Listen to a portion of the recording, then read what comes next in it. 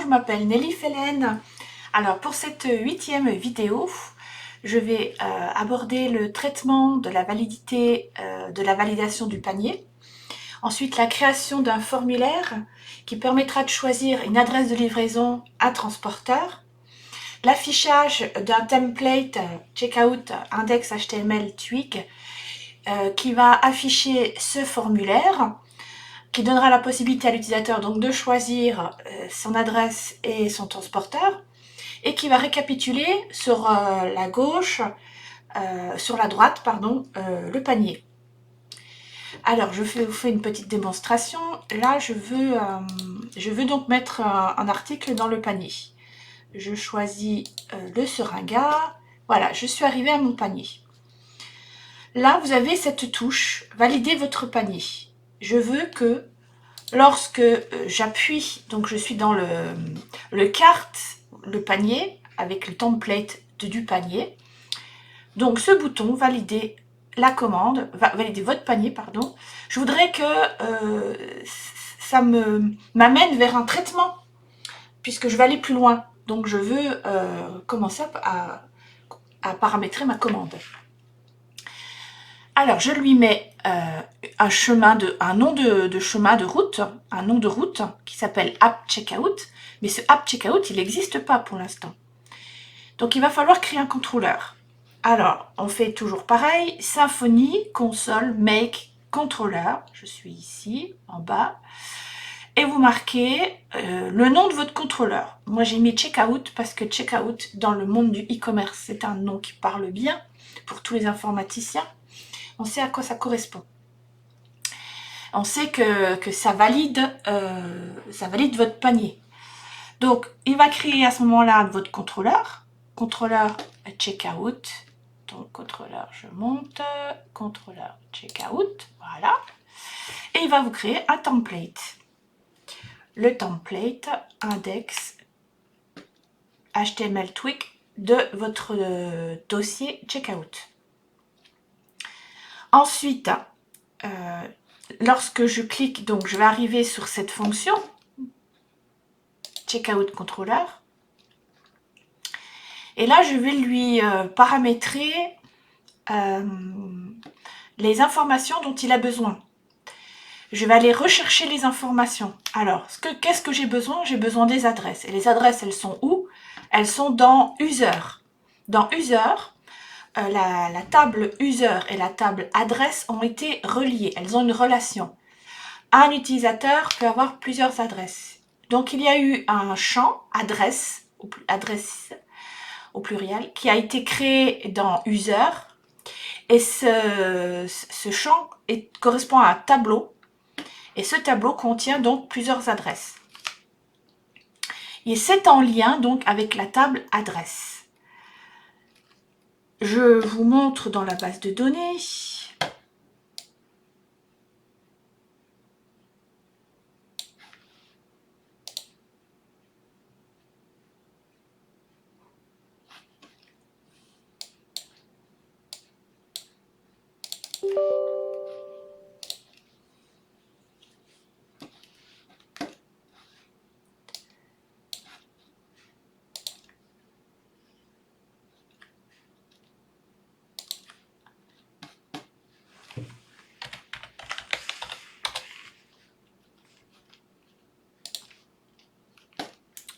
Voilà, donc dans User, vous avez un lien ici avec, hop, je vous montre, voilà, vous avez un lien avec la table adresse. La table adresse, la voilà. Voilà, donc vous avez l'user ID, c'est l'ID de l'user qui a rentré ses adresses. En l'occurrence, c'est l'user ID 3. Donc je vais voir l'user ID 3 et c'est celui-ci. Voilà. Je vois bien, c'est Félin. Félin. Vous voyez en bas l'email qui correspond bien à cet utilisateur. Donc, vous allez lui demander la table user, puisque vous avez besoin de vos adresses, et vous allez lui demander le panier, puisqu'il est affiché sur votre droite de l'écran où il vous faut les informations. Et le panier, il est mis en mémoire dans la session. Donc la session, on va la chercher où? On va la chercher avec le service carte service. J'étais dans la précédente vidéo où je vous ai expliqué comment on faisait. Avec le getFull carte, la fonction, vous allez créer des clés product et data. Dans product, vous mettez la quantité et les références concernant le produit. Le nom, tout ce qui concerne les informations sur le produit, le prix surtout. Ensuite, ça vous permet aussi d'avoir la quantité totale du panier, le total hors taxe, la taxe et le total, le sous-total, enfin le total TTC. Ça, vous en avez besoin. Si, dans l'éventualité où vous n'avez pas une clé produit, si elle n'existe pas, product, dans votre objet carte, à ce moment-là, s'il n'y a pas de, si le panier est vide, je ne vois pas l'intérêt d'aller là. Donc, vous retournez vers la page accueil. C'est une personne qui a essayé de rentrer là en mettant dans l'URL checkout, mais sauf que ça ne marchera pas puisqu'il n'y a rien dans le panier. Si jamais, alors là, on va chercher les adresses. Donc, dans user, on va chercher toutes les adresses, leurs valeurs. Si il n'y a rien au niveau des adresses, à ce moment-là, il faut agir. On lui met un message à l'utilisateur que merci de renseigner une adresse de livraison avant de continuer, parce que moi je veux pas qu'il y ait de commande sans adresse de livraison. Et là, on va le renvoyer vers une autre fonction. Le nom de la route de cette fonction, c'est app_address_new. C'est un formulaire qui permet de rajouter des adresses. C'est exactement le même que quand vous appuyez sur ce bouton-là. Donc, si je vais sur mon compte, je supprime les adresses. Donc là, j'ai une première adresse, je la supprime. OK? Elle est supprimée. Votre adresse a bien été supprimée. Je vais sur mon panier. Je valide mon panier. Et là, oui, il n'y a plus qu'une adresse qui apparaît. Si j'enlève la deuxième, la dernière, je la supprime. OK, il n'y a plus d'adresse. Votre adresse a bien été supprimée. Je vais sur mon panier. Là, je valide mon panier. Et là, qu'est-ce qu'il me met? Merci de renseigner une adresse. Bien sûr, on a pu. Donc là, on renseigne une adresse.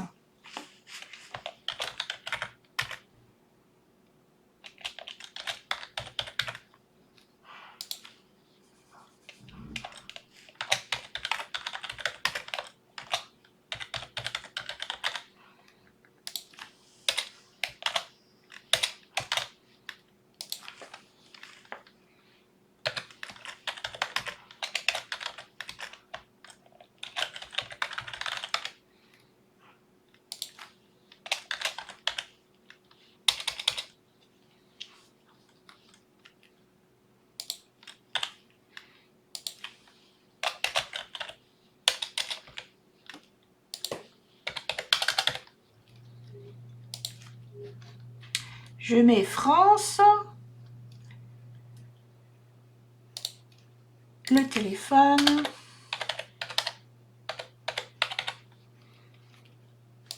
et je sauvegarde. Et là, vous voyez qu'on retourne sur la validation, la page checkout, et l'adresse, elle apparaît. Une fois que vous avez paramétré votre contrôleur, au niveau de la redirection pour qu'il y ait une adresse qui apparaisse, à ce moment-là, vous renvoyez vous faites la création, la gestion du formulaire. Dans l'objet forme, je veux qu'il aille avec la formule create form. Du checkout type, c'est le nom de votre formulaire. À ce moment-là, je veux qu'il crée ce formulaire, le checkout type, le voilà. Lorsque vous avez fait Symfony Console Make Form, donc vous avez mis le nom que vous vouliez, checkout type, vous pouvez marquer confirme command type, ce que vous voulez. Là, il vous crée ce formulaire. Dans Form, il va vous créer donc un fichier qui s'appelle du nom que vous avez mis, checkouttype.php. Et là, vous avez la construction bold form de votre formulaire. Alors, vous avez besoin d'une option parce que dans votre user, vous allez chercher les adresses. Et c'est sous forme de tableau, puisque vous avez plusieurs adresses. Donc, c'est une option qui est proposée. Donc, on va lui mettre là. L'option avec la clé user, on va lui mettre dans l'objet user. On a besoin donc de checkbox. Donc, la première checkbox concerne les adresses. Donc là, toutes les adresses de la base de données qui correspondent dans GetUser aux adresses, avec ce lien, vont apparaître là. Alors, c'est l'entité adresse, la classe entity, c'est adresse, puisqu'on va les rechercher. On requiert oui, true, parce que on veut à tout prix que ça apparaisse. On dit bien que c'est sous forme de choix, puisqu'on choisit une adresse. Multiple, non, je veux qu'un seul choix. Expanded, c'est pour que ce soit plus joli au niveau du design. Pareil pour les transporteurs. On va dans l'entity, la classe transporteur. C'est votre table. À ce moment-là, elle requiert oui. Multiple, non, je veux qu'un seul choix. Je veux cocher qu'une seule proposition. Et le add information, c'est le bloc qui concerne les informations pour le livreur. Bien sûr, on n'oublie pas là de paramétrer l'option, configure option, où là on lui met la clé user qu'on a mis là-haut, et on lui dit que c'est la nature un array, puisque c'est un ensemble de plusieurs adresses.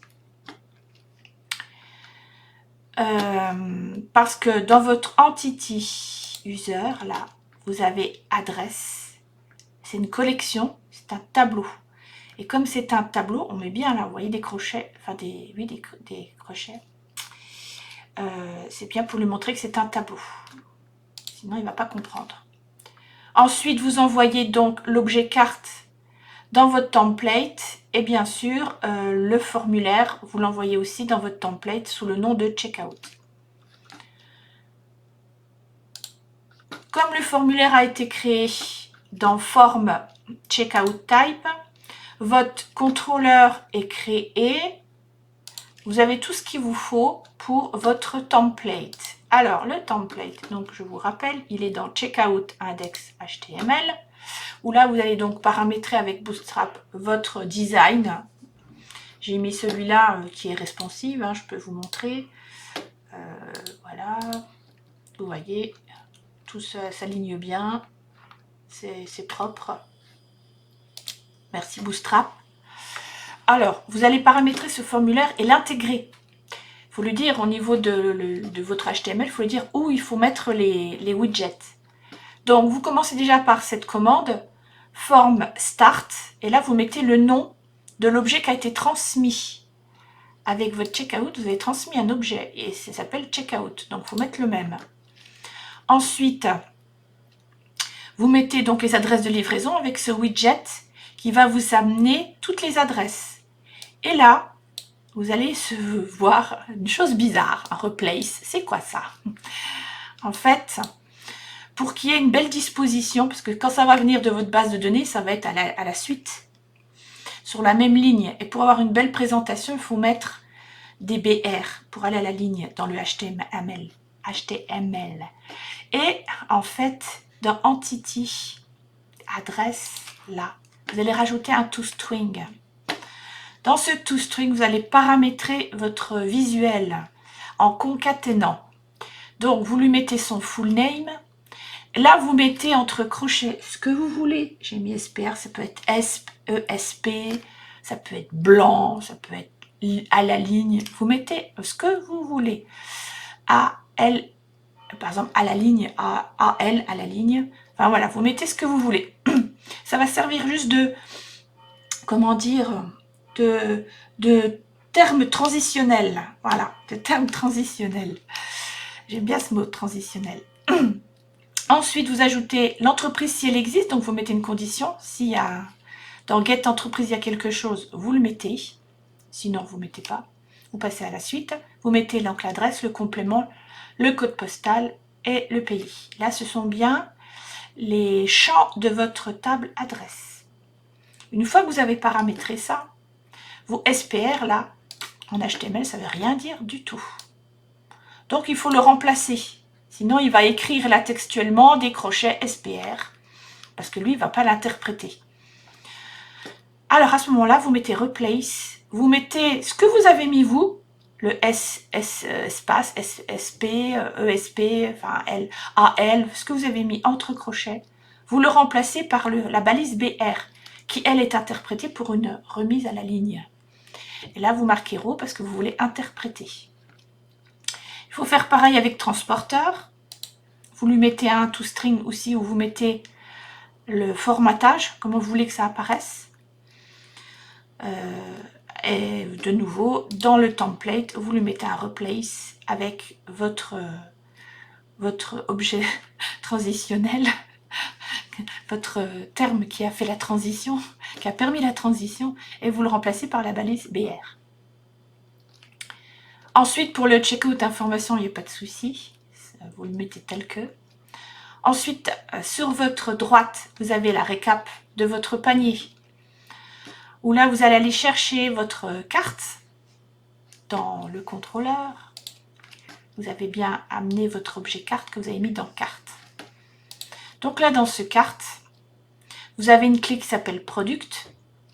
Vous allez chercher tous les éléments. Pour tous les éléments dans l'objet Product, en fait, c'est le product, là, au pluriel, c'est la clé qui est dans votre session. Donc, vous allez dans la clé chercher tous les produits. Et ces éléments, vous allez les afficher à la suite. Donc, là, c'est en l'occurrence le name produit, le price divisé par 100, puisque vous allez dans votre panier et il faut le diviser par 100. La quantité. Ensuite, dans le data, c'est aussi la clé qui est dans session. Vous allez chercher le sous-total, la taxe et le sous-total TTC. Ensuite, vous mettez un bouton, passer commande. Et là, je mettrai après, dans la prochaine vidéo, comment on traite ce prémisse de commande afin de lancer vraiment la commande et le paiement. Et vous mettez bien sûr la commande form end checkout qui donne le signal à votre navigateur que pour l'affichage, c'est la fin du formulaire.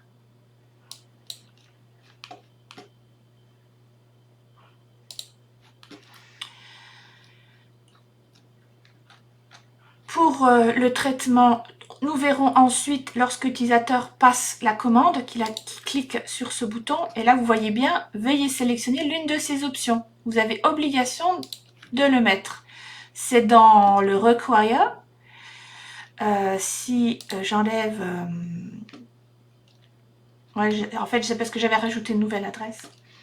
Là, vous avez une nouvelle adresse, un bouton, où là aussi, vous devez lui renseigner la route.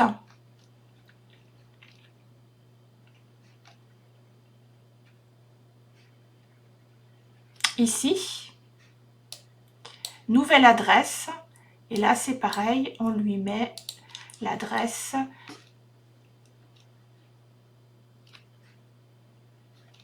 dans le contrôleur. Hop, adresse. Et là, c'est un app new address. Voilà, c'est cette route-là qui permet d'envoyer le formulaire. Oui, c'est un formulaire hein, qui permet de créer une nouvelle adresse. Donc, on va lui mettre là, avec un paf.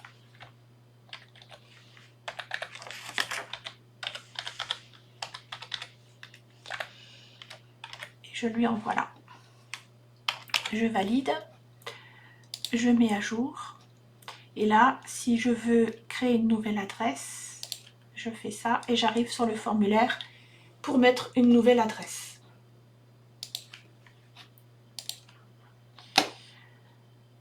Donc là, si je valide, là je valide pas, je fais pas ces commandes et là il va dire veuillez sélectionner l'un de ces champs. Voilà, j'ai fait le tour. Dans la prochaine vidéo, je vais vous montrer donc du coup comment on traite cette action lorsqu'il y a clic sur ce bouton passer commande. Une fois que tout est paramétré, on va pouvoir créer le order, créer la commande avec toutes les informations qui vont permettre de créer une nouvelle table dans la base de données. cette nouvelle table va rentrer comme champ donc le nom, l'utilisateur, enfin les renseignements concernant l'utilisateur, l'adresse de livraison, le transporteur, les informations pour le livreur, le panier. On va lui marquer aussi un boléen, est-ce que c'est payé ou pas, ce qui permettra de voir dans le tableau de bord pour l'administrateur si la commande est payée ou pas. Ça permet aussi de voir s'il y a eu un souci de paiement, de relancer lorsqu'il n'y a pas eu de paiement pour proposer un autre type de paiement. Voilà. Ben, je vous dis à la prochaine vidéo. Au revoir.